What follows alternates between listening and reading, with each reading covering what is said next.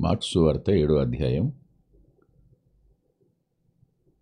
27వ వచనం. ఆయన ఆమెను చూచి, ఈ ప్రత్యేకమైన సమయాన ఆయన సురోఫెనికయ స్త్రీని చూచిన సందర్భం ఇది. ఇంతవరకు ఆయన ఆమె వంక కూడా చూడలేదు, ఇప్పుడే చూచాడు. అది తూరు సీదోను ప్రాంతం. ఆ ప్రాంతానికి ఆయన వెళ్ళడానికి గల కారణం మనకు మత్తయి సువార్త 11వ అధ్యాయంలో కనపడుతుంది. మత్తయి సువార్త 11వ అధ్యాయంలో ఆయన ఎక్కడ పరిచర్య చేశాడో ఆ ప్రాంతంలో ఆయన కొరాజీనా, బెత్సయిదా, కపెర్నహూము ఈ ప్రాంతంలో ఆయన పరిచర్య చేసినవాడు.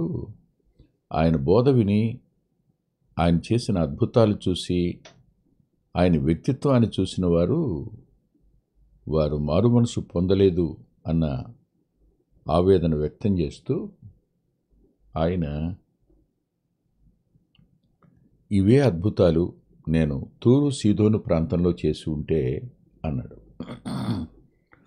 యూదులు అన్యజనాంగం పేరెత్తిన, అన్య ప్రాంతాల పేర్లు ప్రస్తావించిన, తమ ఎదుట వారిని ఘనపరిచినా వారు తట్టుకోలేరు. వారికి తట్టుకునే మనసు ఉండదు. ఎందుకంటున్నానంటే, ప్రభు ఇశ్రాయేలులో అంతమంది విధవరాండ్రున్నా సారిపాతు విధవరాలి వద్దకే పంపబడ్డాడు ప్రవక్త అన్నప్పుడు కానీ, ఇశ్రాయేల్లో అంతమంది కుష్ఠరోగులున్నా నయమాను, సిరియా వాడే నయమాను మాత్రమే బాగుపడ్డాడు అన్నప్పుడు వాళ్ళు తట్టుకోలేని రోషాన్ని, బాధని వ్యక్తం చేస్తారు. ఇక్కడ కూడా ఆయన ఎప్పుడు తూరు సీదోను ప్రాంతాల గురించి మాట్లాడారో అప్పుడు సహజంగానే శిష్యులు కానీ తనతో ఉన్న మిగిలిన వారి అంతరంగాలు ఎలా ఉంటాయంటే, ఎందుకు ఆయన తూరు సీదోను ఇంత కనపరిచాడు? ఏం కనపరిచాడు ఆయన? మత్తయి సువార్త 11వ అధ్యాయంలో తూరు సీదోను పట్టణముల్లో చేయబడిన ఎడల ఆ పట్టణముల వారు పూర్వమే గోనెపట్ట కట్టుకుని బూడిద వేసుకొని మారుమనసు పొందిందురు అన్నాడు. అంటే వాళ్ళు తమ పాపాలు ఒప్పుకొని పశ్చాత్తాపడి మారుమనసు పొందేవాళ్ళు అని చెప్పాడు. కానీ ఆ పశ్చాత్తాపం వీళ్ళలోకి రాలేదు. వాళ్ళు ఆయన దైవత్వాన్ని అంగీకరించలేదు. అందుకని ఆయన కొన్ని దినాల తరువాత తన శిష్యులను వెంటబెట్టుకుని ఆయన తూరు సీదోను ప్రాంతానికి వెళ్ళినట్టు మత్తయి సువార్త 15వ అధ్యాయంలో మనకు కనపడుతుంది. ఆయన ఈ 15వ అధ్యాయంలో వారిని వెంట పెట్టుకుని వెళ్ళేటప్పుడు ఇలా అన్నాడు ఆయన. చూడండి, 21వ వచనంలో, యేసు అక్కడి నుంచి బయలుదేరి తూరు సీదోను ప్రాంతముల మీదుగా వెళ్ళగా అని అన్నాడు. ఏమన్నాడు అన్నది మాత్రం మార్కు సువార్తలోనూ రాశాడు. ఏమని రాశాడంటే, మార్కు సువార్త 7వ అధ్యాయంలో 24వ వచనం, ఆయన అక్కడి నుంచి లేచి తూరు సీదోను ప్రాంతంలో వెళ్ళి ఒక ఇంట ప్రవేశించి ఆ సంగతి ఎవనికినీ తెలియకుండాలని కోరెను. అది మాట. ఇక్కడేమో బహిరంగంగా వారి వీధుల్లో ప్రకటించిన వాడు తూరు సీదోను ప్రాంతానికి వెళ్ళిన తర్వాత అక్కడ ఆయన మరుగుగా రహస్యంగా ఉన్నాడు. యూదుల పట్టణాలలో ఆయన బహిరంగంగా ప్రకటించిన వాడు తూరు సీదోను ప్రాంతంలో ఆయన మరుగుగా ఉండడం. ఈ తూరు సీదోను అనే ఈ ప్రాంతాలు సముద్ర తీర ప్రాంతాలు. ఇవి ఈ ప్రాంతాలు ఇశ్రాయేలీయుల యొక్క గోత్ర సంబంధమైన ప్రాంతం అయినా అవి అన్యజనుల నివాస స్థలాలుగా ఉండడం మనకు కనపడుతుంది. ఆయన కపెర్నహూమును కేంద్రస్థానంగా చేసుకుని చేసిన పరిచర్య ఆ తూరు సీదోను ప్రాంతాలను కేంద్రస్థానంగా చేసుకుని ఉంటే వారు ఈపాటికి మారుమనసు పొందేవారు అని అన్నారు ఆయన. అన్నవారు వీరిని వెంట పెట్టుకుని ఆ ప్రాంతానికి వెళ్ళి మరుగై ఉండాలి, ఎవరికి తెలియకూడదు అంటూ ఒక ఇంట్లోకి వెళ్ళాడు. కానీ విచిత్రం అదేమిటో, ఈ 15వ అధ్యాయంలో మత్తయి సువార్తలో కనాను స్త్రీ ఒకతే వచ్చి అని రాసింది. ఎలా వచ్చింది ఆవిడ? ఎలా తెలిసింది ఆమెకి? ఎవరు చెప్పారు? 25వ వచనంలో అంటాడు, మార్క్స్ వార్త 7లో, అపవిత్రాత్మ పట్టిన చిన్న కుమార్తె గల ఒక స్త్రీ ఆయనను గురించి విని అంటే ఆమె ఆయన గురించి ఎప్పుడో విన్నది, కానీ ఆయన్ని గుర్తుపట్టింది. ఆయన రావడం, ఓ ఇంట్లో ప్రవేశించడం,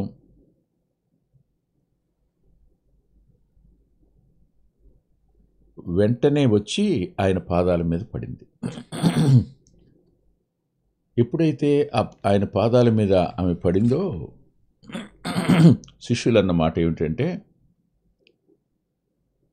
పడుతూ ఆమె, ప్రభువా, దావీదు కుమారుడా, నన్ను కరుణించు, నా కుమార్తె దయ్యం పట్టి బహు బాధపడుతుందని కేకలేసింది. ఆయన ఒక మాట కూడా చెప్పలేదు అని రాశాడు మత్తయి సువార్తికుడు. ఇక్కడ ఒక చిన్న ఆలోచన నేను మీ ముందు ఉంచాలి. ఇశ్రాయేలీలు ఆయన్ని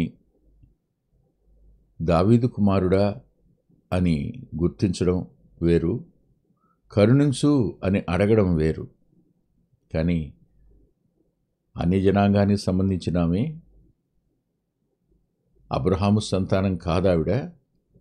అలాంటి ఆమెకు మరి పాత నిబంధన గ్రంథంలో సమూయేలు గ్రంథం, ఆడు తరువాత ఆయన దావీదు కుమారుడిగా భూమి మీదకి వస్తాడు అనే మాట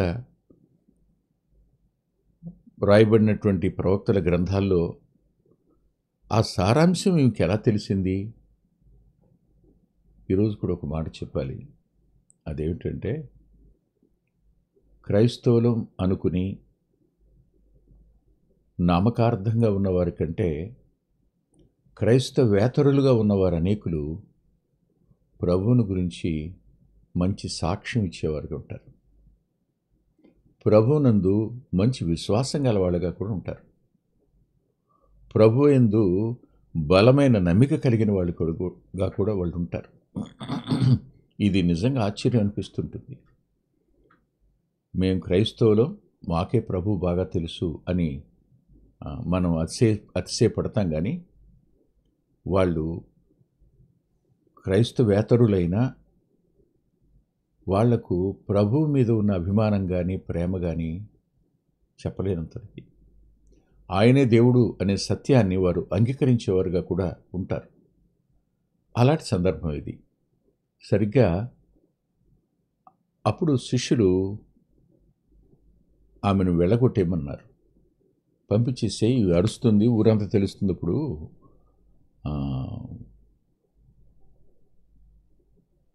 ఏమొచ్చి నీ పాదాల మీద పడ్డం ఏంటి, పంపించేయమని చెప్పి అన్నప్పుడు ఆయన ఆమెను చూచి అని రాస్తుంది.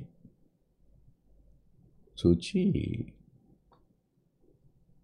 ఇలా అన్నాడు ఆయన, పిల్లలు మొదట తృప్తి పొందాలమ్మా, పిల్లల రొట్టె ముక్క తీసి కుక్క పిల్లలకు వేయడం యుక్తం కాదు అన్నాడు. సహజంగా యూదులు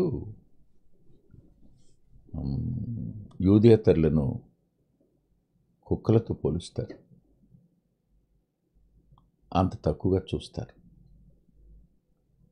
ఈ మాట ప్రభు అబ్రహాము సంతానం మేము అని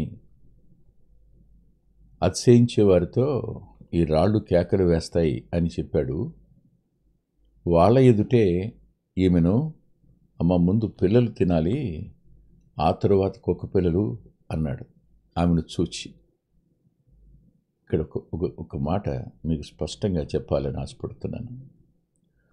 ఆయన తూరు సీదోనుకు వెళ్ళాలి అని చెప్పినప్పుడే ఆ సురోఫెనికేయ స్త్రీని, ఆ సురోఫెనికేయ స్త్రీ యొక్క కుమార్తెను, ఆ కుమార్తె పడుతున్న వేదనను చూచినవాడు ఆయన. వారిని బాగు చేయడం కొరకే ఆయన అక్కడికి వెళ్ళాడు. వారిని బాగు చేయడం మాత్రమే కాదు, తన శిష్యుల యొక్క బాధను కూడా బాగు చేయాలనుకున్నాడు. శిష్యుల అంతరంగాలలో ఎందుకు ఈయన తూరు సీదోను ప్రాంతాల మీద ఇంత అభిమానాన్ని చూపించాడు? వారు పూర్వమే మారుమనసు పొందేవాళ్ళు, బూడిద వేసుకుని గొని పట్టు కట్టుకుని అని అన్నాడు అనే సందేహాన్ని కూడా బాగు చేయాలి అనుకున్నాడు ఆయన. అందుకనే అక్కడికి వెళ్ళిన తరువాత ఆమెను చూచి అన్న పదం ఎందుకో నా అంతరంగానికి బలంగా తాకింది. ఆయన ఆమెలో ఏం చూశాడు? ఒక విశ్వాసికి ఉండవలసిన లక్షణాలను చూశాడు. విశ్వాసి తన దేవుడు తనని ఎలా చూస్తున్నాడో దాన్ని అంగీకరించడం. దేవుని అంతరంగానికి నా అంతరంగం ఎంత స్పష్టంగా కనపడుతుందో దాన్ని అంగీకరించడం. అంత మాత్రమే కాదు, ఆమె తగ్గించుకోవడం, ఆయన తప్ప ఇంకెవరూ బాగు చేయలేరు, ఆయన ఒక్కడే అనే సత్యం అంగీకరించడం.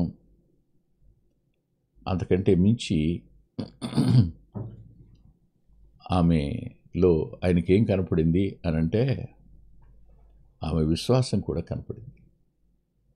అప్పుడు ఆమె తగ్గించుకున్న ఒక మాట ఉంది, అయ్యా పిల్లలు బల్ల మీద నుంచి పడే రొట్టె ముక్కల్ని కుక్క పిల్లలు తింటాయి కదా అంది. ఇక్కడ అబ్రహాము పిల్లలైన వారు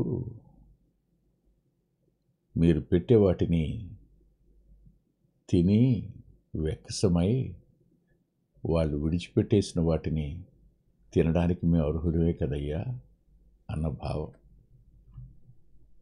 ఇంత దూరం మీరు వచ్చారు, మీరు వచ్చింది మా కోసమే కదా. అబ్రహాము ద్వారా మమ్మల్ని అందరినీ ఆశీర్వదించుతానని వాగ్దానం చేశారు కదా. మొట్టమొదట మీరు వచ్చింది ఇశ్రాయేలు వద్దకే, అటు తరువాత ఆ సువార్త మా దాకా రావాలి కదా, అందుకే కదా వచ్చారు అనే ఆ విశ్వాసం ఆమెలో స్పష్టంగా ఆయన చూశారు. అప్పుడు ఎప్పుడైతే ఆమె మాట అందో, ఆమెను అన్న మాట ఏమిటంటే, యోహాను సువార్తలో మత్తయి సువార్త 15వ అధ్యాయంలో, అమ్మా నీ విశ్వాసం గొప్పది, నీవు కోరినట్లే నీకు అవునుగాక అని ఆమెతో చెప్పాను. ఈ మాట చెప్పి ఆయన అక్కడ నుంచి వెళ్ళి అని రాశాడు. ఆయన మరలా తూరు సీదోను ప్రాంతంలో విడిచి అని రాశాడు. అంటే శిష్యులకు తూరు సీదోను ప్రాంతాల వాళ్ళు మునిపే గోనెపట్ట కట్టుకుని వాళ్ళు బూడిద పోసుకుని మారు మనసు పొంది ఉందురు, అంటే పశ్చాత్తాపడేవారు అనే మాట. పశ్చాత్తాపంలో ఏముంటాయి? నిజస్థితిని గుర్తించటం ఉంటుంది. గుర్తించిన నిజస్థితి ఒప్పుకోవటం ఉంటుంది. ఒప్పుకున్నవాడు ఆయన మీద సంపూర్ణంగా ఆధారపడడం ఉంటుంది. ఈ మూడంతలు ఆమెలో కనిపించాయి. అందుకనే ఆమెను చూచి అనే పదం ఇక్కడ రాయటం జరిగింది.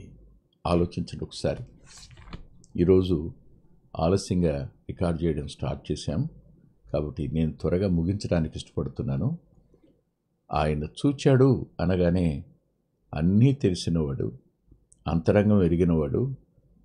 ఆమెను ఆయన కపెర్నహూములో ఉండగానే చూశాడు, కానీ చాలా దూరం నడిచి వచ్చాడు. ఇప్పుడు ఆమెను బాగు చేశాడు, వెళ్ళమన్నాడు. తిరిగి మళ్ళా తూరు సీదోను ప్రాంతాన్ని విడిచి ఆయన దెకపొలి ప్రాంతానికి మీదుగా గలిలయకు వచ్చాడు. గలిలయకు వచ్చిన తరువాత 34వ వచనంలో ఆయన ఆకాశం వైపు కన్నులెత్తి అని రాశాడు. ఎందుకు ఆయన ఆకాశం వైపు కన్నులెత్తాడో వచ్చే వారం చూద్దాం. తల్లో ఉంచి ప్రార్థన చేసుకుందాం. ప్రేమగల మా ప్రియ తండ్రి, పరిశుద్ధుడు అయిన గొప్ప దేవ, చాలినంతటి నీ కృప కొరకు వందనాలు. మీరు సురోఫెనికేయ స్త్రీని మా కళ్ళ ముందుకు తీసుకుని వచ్చారు. ఆమె గ్రీకు దేశస్థురాలైన సురోఫెనికేయ వంశానికి చెందిందైనా ఈ దినాన్న యూదులు రోమా వారికి వారి పరిపాలన క్రింద నలిగిపోతున్న వారిగా బానిసలుగా ఉన్న పరిస్థితులే ఉన్నా, సెకండ్ సిటిజన్స్గా ఉన్న వారిలో లేనిది ఒక అన్ని జనాంగానికి చెందిన ఆమెలో ఉన్న విశ్వాసాన్ని, విధేయతను, నిజస్థితిని ఒప్పుకోవడాన్ని శిష్యులకు చూపించిన మీ అద్భుతమైన బోధనా విధానం కొరకై కృతజ్ఞత చెల్లిస్తున్నాం. అనేక మార్లు మా లోపాలను మాకు మీరు స్పష్టంగా చూపించేటువంటి దేవుడు అని ఒప్పుకుంటూ ముందున్న సమయం దీవెనగా మార్చమని యేసుక్రీస్తు ప్రభు వారి పేరిట ప్రార్థిస్తున్నాం తండ్రి. ఆమేన్. ప్రభు చిత్తమైతే ఆదివారం 9:30 లైవ్లో కలుసుకుందాం.